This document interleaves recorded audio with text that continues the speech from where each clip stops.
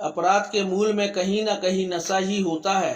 अपराध के वशीभूत होकर ही व्यक्ति अपराध की दुनिया में कदम रखता है। यदि अच्छे समाज का निर्माण करना है तो समाज के प्रत्येक व्यक्ति को नशे से दूर रहना होगा। उक्त आशय के विचार मजिस्ट्रेट अनुराग सिंह सुमन ने सिटी कोतवाली के पास जैन मंदिर प्रांगण के बाहर नशा मुक्ति पर आयोजित जन जागरण सभा को संबोधित करते हुए व्यक्त किए। विधिक सेवा प्राधिकरण, जैन समाज एवं चरणपाद का सेवा समिति के संयुक्त तत्वावधान में आयोजित जागरूकता कार्यक्रम में विभिन्न अतिथियों द्वारा विचार व्यक्त किए गए। आयोजन में सन्मति विद्या मंदिर पब्लिक स्कूल एवं ग्लोरियस स्टार्स एकेडमी के नन्हे बच्चों द्वारा भी नशा मुक्ति पर प्रेरक विचार व्यक्त किए गए।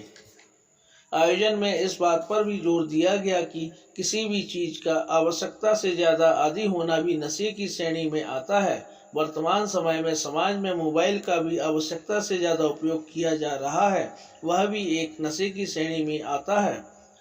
मोबाइल के ज्यादा इस्तेमाल से भी समाज में कई प्रकार के दुष्परिणाम आ रहे हैं।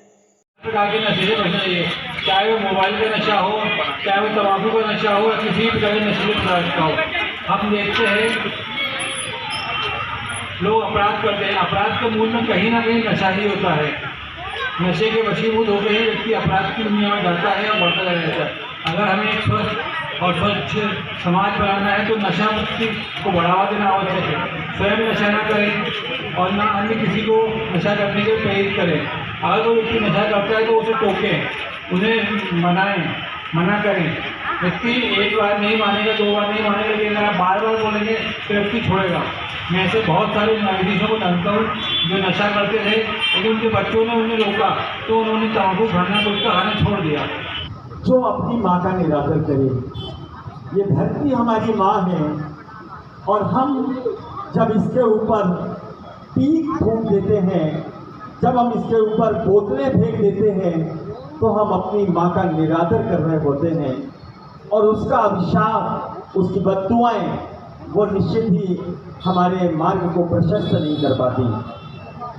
यह आयोजना आज नशा मुक्ति के संदर्भ में इस छतरपुर नगर के इस कोतवाली प्रांगण में विधि सेवा प्राधिकरण, चरण पादुका समिति के भाई श्री शंकर लाल जी सोनी और जैन समाज छतरपुर के ये समन्वय के साथ यहाँ पर आयोजन इसका हुआ है। उद्देश्य सिर्फ ये है कि यह देश नशा मुक्त बने। जो भी कारण इसके लिए हमें करना पड़े, जो भी कार्य करना पड़े, हर व्यक्ति जागरूक होकर के इस कार्य में अपनी अगर भूमिका का संवर्धन करे तो निश्चित ही हम एक ऐसे समाज का निर्माण करने में सक्षम हो पाएंगे। There are many reasons why drugs are very common. One of the major reasons are जिला और हमारा यह देश। Teenagers are blindly obsessed over following the trends that they do not even care if they are harmful or beneficial towards us. People think, especially teenagers, that taking drugs is cool, and they do so. People that are involved in the drugging network tend to target teenagers. They start to sell them drugs for free. Initially they sell them drugs for free, and eventually when teenagers get addicted to them, they start buying it for money. कि वो इन चीज़ों को कहीं ना कहीं समझ नहीं पा रहा। बड़े ही नहीं बल्कि छोटे छोटे बच्चे भी जो मेरी एज के या मुझसे छोटे भी हैं, वो भी नशे की लत में इस तरीके से पड़ चुके हैं कि वो वापस आना भी चाहें तो काफ़ी मुश्किल होती है उन्हें। और जो जहाँ तक हमारी समिति काम ये कर रही है, काफ़ी अच्छा काम है। और अगर देखा जाए तो अगर किसी भी देश का भविष्य हमें देखना है तो वो हम उनके युवाओं में देखते हैं, और नशे की लत सबसे ज़्यादा आज युवाओं में ही है। चाहे वो गुटखा, तंबाकू, सिगरेट, ड्रिंकिंग या फिर और भी चीज़ों की, चरस वगैरह वगैरह की। ये सब जानने के बावजूद भी कि नशा हमारे पारिवारिक, सामाजिक, अभी तो शारीरिक के लिए हानिकारक है, फिर भी वो लोग इस चीज़ को नहीं समझ पा रहे हैं। खाना और जैसे कि सिगरेट और गंदी गंदी ड्रिंक्स। वो छूट है तो गुटखा, दारू, बीड़ी, सिगरेट ऐसी कोई नशा नहीं है जो मैंने पी ना हो। अगर मैं उस नशे में होता तो आज जो मैं कपड़े पहना हूँ ये मैंने आपको बताया, क्योंकि नशे जो है सबसे पहले इंसान की बुद्धि को खराब करती है। नशा जब बुद्धि खराब होती है तो सब कुछ बर्बाद कर देती है। न वो पत्नी को पहचानता, न बच्चों को पहचानता, न वो समाज को पहचानता, न घर के लोगों को पहचानता। उसे कोई लेना देना नहीं किसी से। अगर वो नौकरी करता है सबसे पहले उसको तनख्वाह मिली और वो भट्टी में दिखेगा और लड़खड़ाते हुए वापस आएगा। तो मेरा यही संदेश है कि इससे जितना आप दूरियां बनाए, क्योंकि और हमारे बच्चे अगर उस परंपरा पे चलते हैं कि हमें नशा नहीं करना है, हमें किसी प्रकार का, क्योंकि जितनी भी बुराइयां हैं वो बिना नशे के नहीं हो सकती।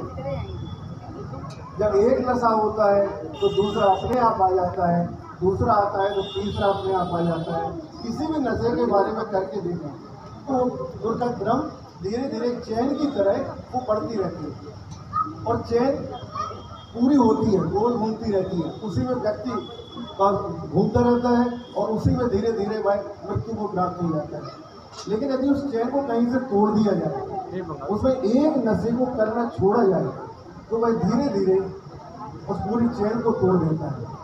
किसी बहुत प्रसिद्ध व्यक्ति ने कहा है, यदि हम अपने जीवन में एक बुराई को एक साल में दूर करें तो वह समय दूर नहीं जब हमारे जीवन से सारी बुराइयां दूर हो जाएंगी और हमारा जीवन भी एक पवित्रता की तरह पवित्रता को ग्रहण करके आगे बढ़ जाएगा।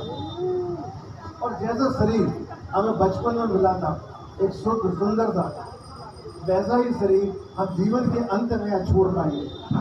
लोग रोते हैं ना, मृत्यु पर बहुत लोग रोते हैं, भाई ये चलेगा वो चलेगा, इसीलिए रोते हैं। इस व्यक्ति ने अपने शरीर को बहुत गंदा किया, अब गंदा किया तो रोना तो पड़ेगा ही पड़ेगा। और अगर हम इस नशे से अपने शरीर को दूर रखें तो निश्चित रूप से हमारी मृत्यु पर किसी को रोना नहीं पड़ेगा और एक बहुत अच्छा एक आदर्श बनेगा।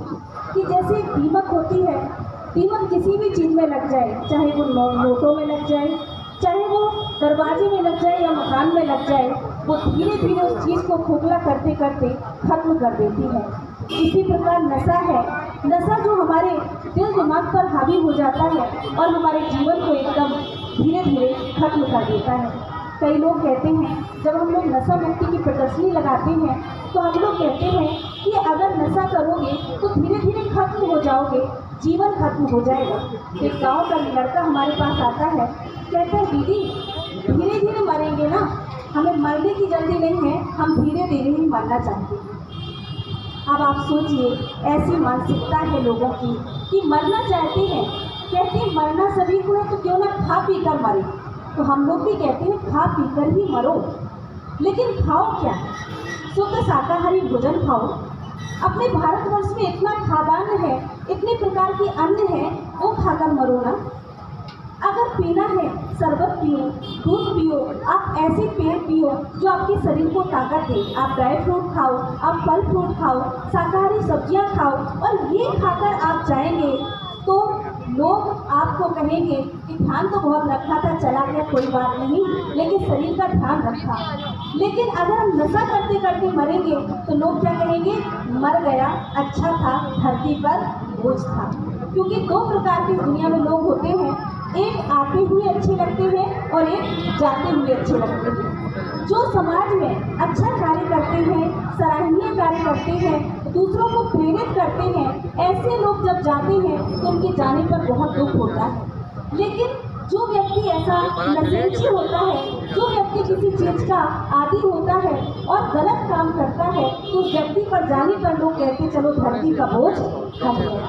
तो कम से कम प्यारे भाइयों एवं बहनों, हम धरती पर बोझ ना बने। हम धरती पर आए हैं तो इस धरती माँ के सीने पर गुटखे की पीक और तम्बाकू की पीक और ये पान की पीक और शराब की बोतलें ना फेंकें, क्योंकि धरती माँ हमारी माँ है और उस माँ का सम्मान करना हम सभी का फर्ज है। हम 1 घंटे मोबाइल नहीं चलाएंगे तो भी हम इस आयोजन का पार्ट बन सकते हैं। तो इसी भावना के साथ मैं चाहती हूँ कि सभी लोग कुछ ना कुछ यहाँ से नियम लेके जाए कि हम इस तरीके से नशा मुक्त होंगे और अपने देश को नशा मुक्त करेंगे। सभी को जय जय। धीरे धीरे आप बोलोगे तो वो कभी ना कभी छोड़ेंगे। आप अभी जो बच्चे हैं, अब जब हम भी बच्चे थे तो कछुआ और खरगोश की कहानी सुनी है आप लोगों ने। उसमें कछुआ जीतता है, क्यों जीतता है? क्योंकि वो रुकता नहीं है, धीरे धीरे चलते रहना है।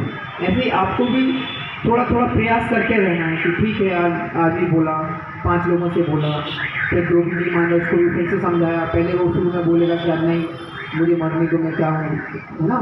लेकिन धीरे धीरे उसको बताते रहना है कि ये गलत है और वो कभी ना कभी सही रास्ते पे आएगा। तो आप जो अभी नई पीढ़ी है, बच्चे हैं, आपके जो भैया है या जो भी आपके घर में है उनको पहले मना करें, फिर जो समाज है उसको मना करें।